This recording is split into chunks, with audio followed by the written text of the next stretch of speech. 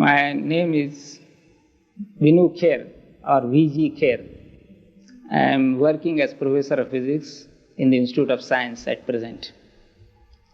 I met Baba in about 1952, but even before meeting him, I had already read his literature and known quite a bit about him through my brother, Nana Kher.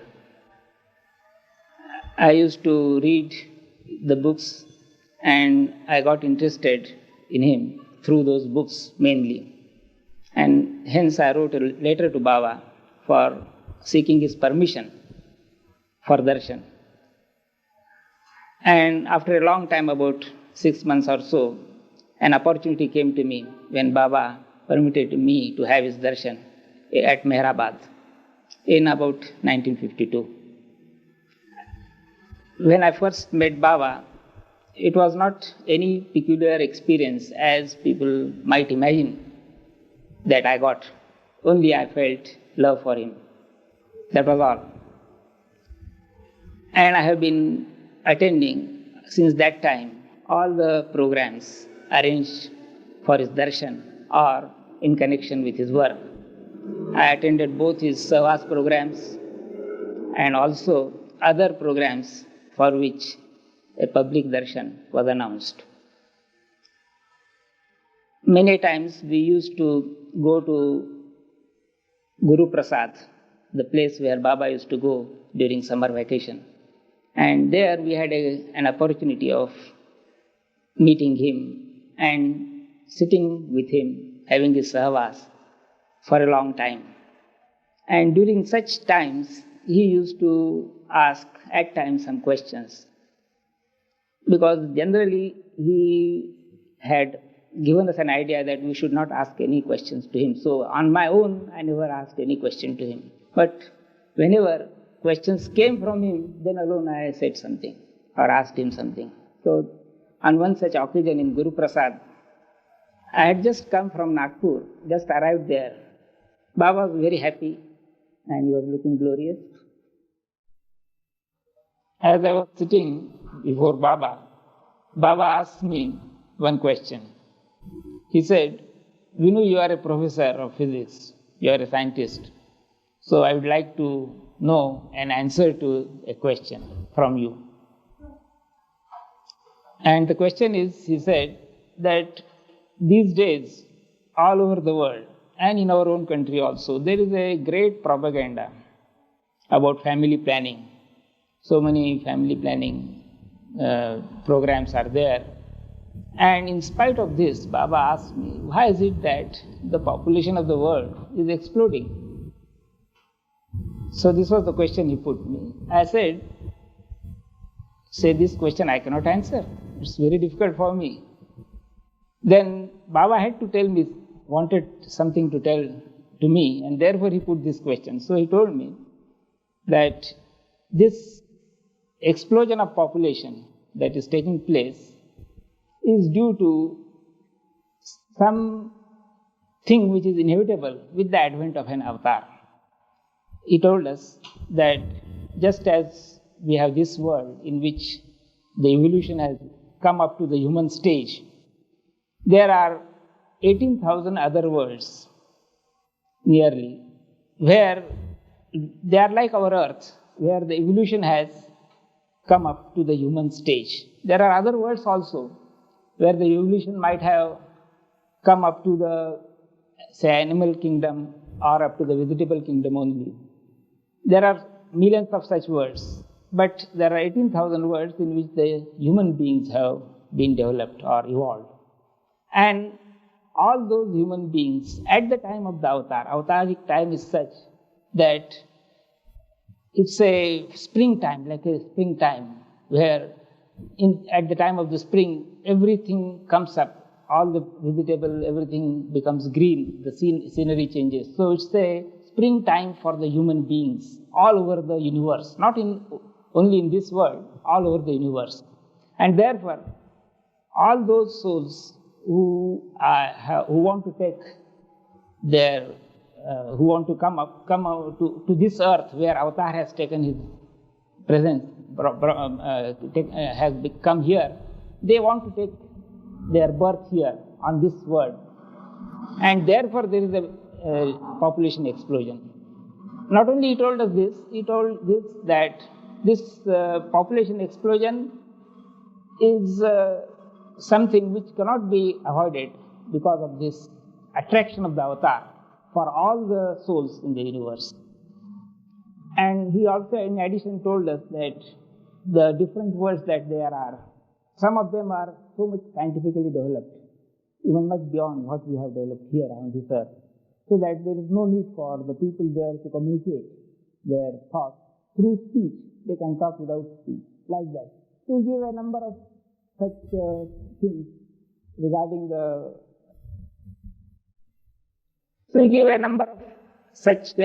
things regarding the world around us. Then he asked me, see, whether you want to ask any question to me, because I never wanted to ask question, but at that moment one question struck me, and I said, Baba, what is mind? Because I did not know what exactly is meant by mind, so I asked him this. So Baba told that mind is the junction between the inner and the outer world. So that is how he explained, and he also told me gave me some more explanation. I don't remember about it at present. But whole of this episode that I am telling you has come out in the Awakener as well as in other magazines. So I have given only a brief account of it. He used to, whenever we used to go to him in Guru Prasad, he used to ask us firstly regarding how we are doing, whether he used to, particularly to me, he asked me once, whether you have brought your family members, have shown this city of Pune or not. I said, no, there is no time to go around the city and show them the city. Then Baba told me that yes, you take your family members in a bus and which will go around the city and show the city to all your people. So he used to have concern for all of us. Even though we used to go and meet him and stay with him, he used to have concern about everybody else who may not be present there at that time. Another point regarding Baba's Sahvas at Guru Prasad, which I had, is that at times he used to take us around the city. So once he gave me the opportunity of accompanying him in his car around the city for just a evening outing. And we went over the Bund Garden and past this Deccan College. Baba told us, I asked him, what is this college? He told me that this is Deccan College, where he had taken his education, and he still remembers that. So that way he used to take interest in us. Then another point or another episode that I would like to tell is regarding our Dr. C.D. Deshmukh. We used to be there together with Baba in Guru Prasad, and Dr. C.D. Deshmukh was also with us on one day. Then Baba, he was very humorous, as all of you know. He used to cut jokes and have the atmosphere of joviality round. Baba was in a very humorous mood, and what he did was, he asked me and Dr. Deshmukh to have some discussion on philosophy and science, because he said, Dr. Deshmukh is a philosopher and you are a scientist, so we would like that you discuss some problems of philosophy and science in our presence. So Dr. Deshmukh asked me some questions regarding what is energy, how it is produced, etc., that you discuss some problems of philosophy and science in our presence. So Dr. Deshmukh asked me some questions regarding what is energy, how it is produced, etc. And I began to answer, and then question also like that. Some discussion went on for some time. But as we were busy discussing and arguing, Baba just remarked that see how these people are arguing. Like I get reminded of two persons who were arguing like these people. And those two persons, he said, were seen on the Eiffel Tower in Paris. And those two persons were seen by some people. At the top of the tower, there is no passage or there is no staircase to reach the tower. And still those two persons were seen at the top arguing with each other with a loud voice. But the voice could not be heard because the tower is very high and people below could not hear the voice. But they could see their gestures. So it is like these two persons that this Dr. Deshmukh and Vinoo are arguing like this, he said. And then word was sent around that two persons are there and they might fall down. So some rescue operation has to be carried out. And for that, what they did was they sent the fire brigade and other people who are engaged in rescue operations. But all those people could not reach that tower at all for a long time. And these began, in the meantime, their photographs were taken and from those photographs it was found that they were identified as inmates from a lunatic asylum. So this is how he said, from a lunatic asylum. And they were, with great difficulty, they could be removed from that place safely.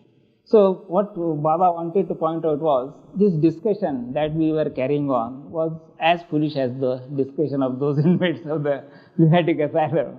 So he said, this is all how people discuss things in the world, they discuss things which has no importance at all. So that is what he wanted to draw our attention to. Then there are certain incidents which are not at all of great importance. What is of most great importance with Baba is the love that he transmits to us. And it is through that only that one can understand him or know him. And no other incident or anecdote is of any value, at least for me, other than this love which he gives to us without our asking for it. Because he is love, he gives us that insight. I think I will stop here now. Baba had come to Amravati on Dr. Deshmukh's invitation. Myself as well as Dr. Deshmukh were in the Vidarbha Mahavidyalaya, a college, postgraduate college in Amravati. And both of us had our bungalows or residence places, residence at near the college campus, in the college campus itself. And Baba was staying in Dr. Deshmukh's bungalow, and Baba's Mandali, that is all the people who accompany him, generally about 20 or 30 people, all of them were staying in my bungalow. Then I wanted to invite Baba for meals on one day. So I asked him whether he would come to our residence for meals on one day. Baba very kindly agreed. And then he agreed to come, say, at about 11:30 in the afternoon for meals. And in the morning, we went along with Baba to a nearby village, because there was a must there in that village, or a saintly person, who was very old and infirm and could not come to Baba. So he had expressed a wish that Baba should come and give his darshan to him. So we went there along with Baba in a bus.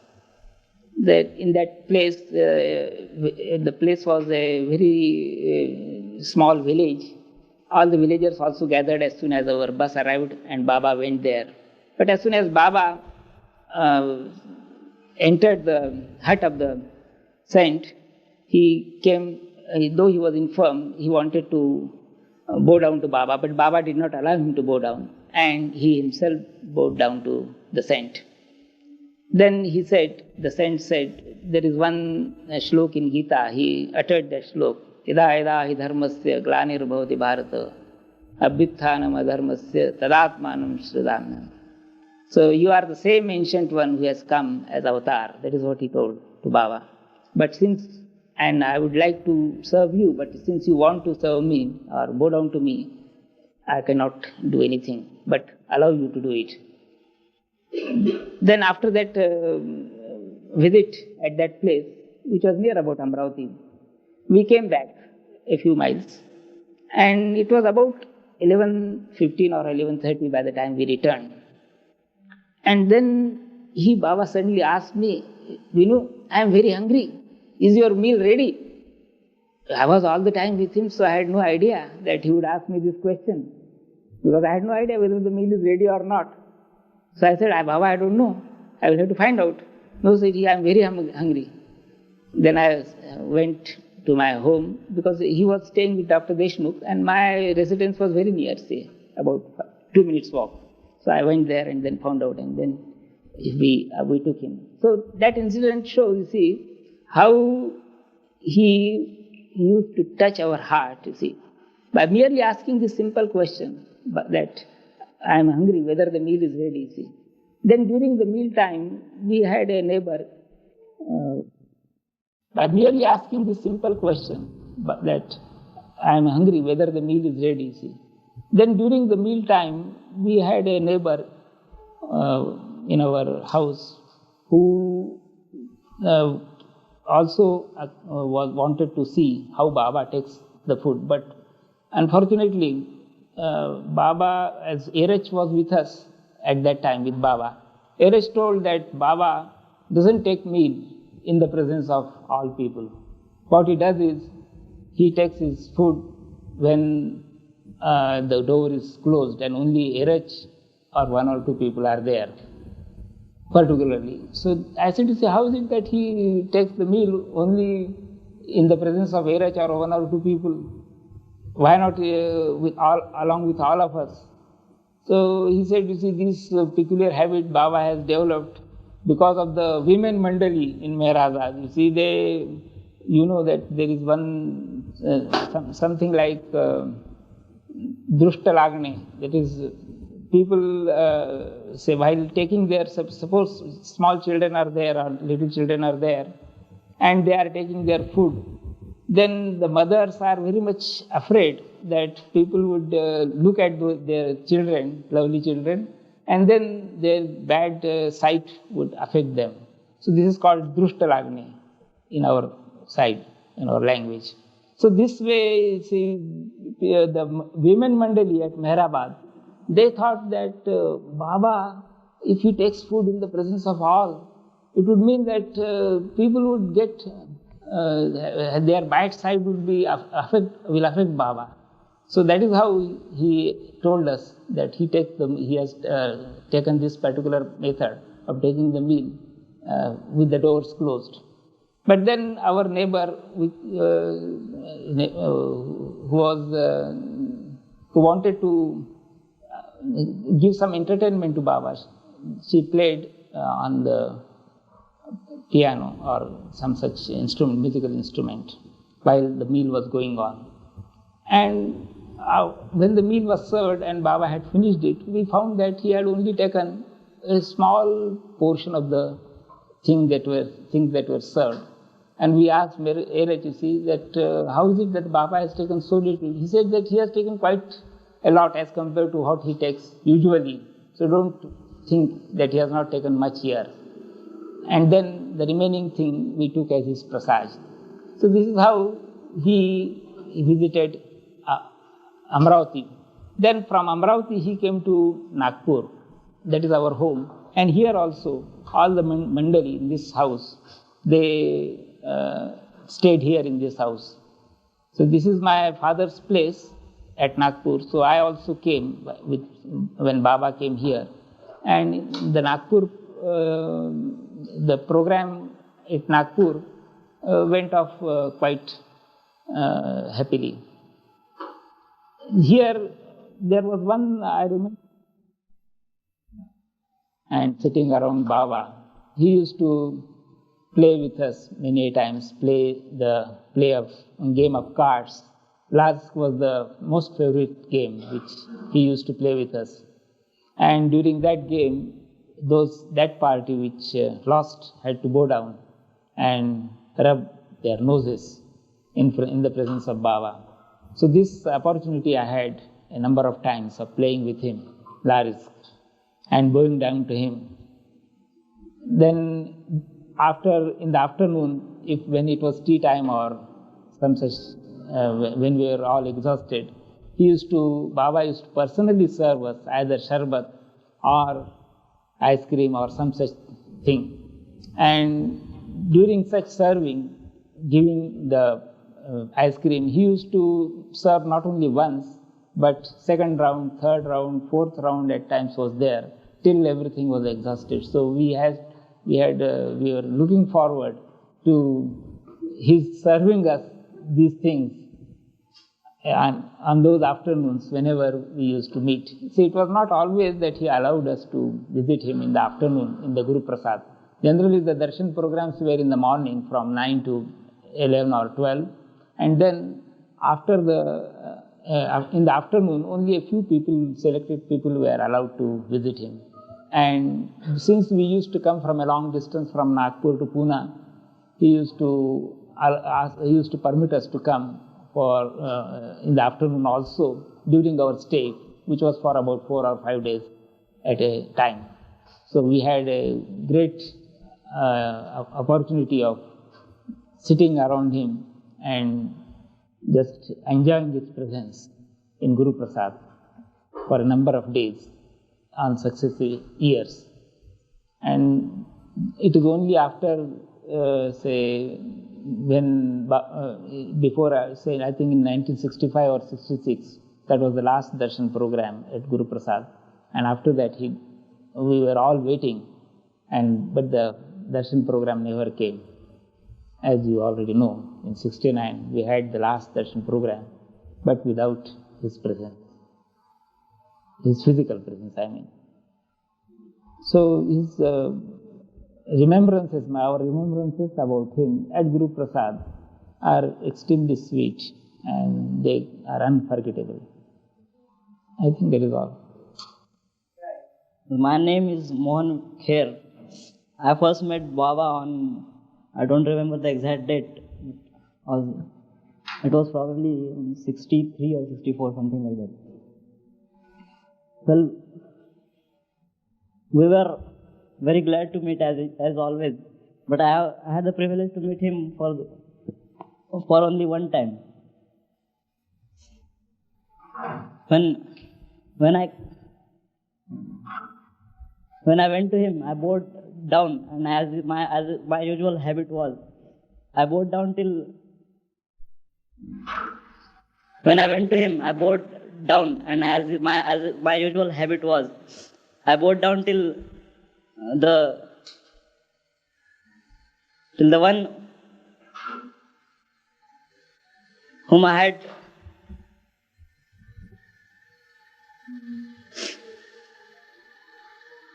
Go down to this. Begin from the starting. My habit was that when I bowed down to anyone, he should put his fingers on my head.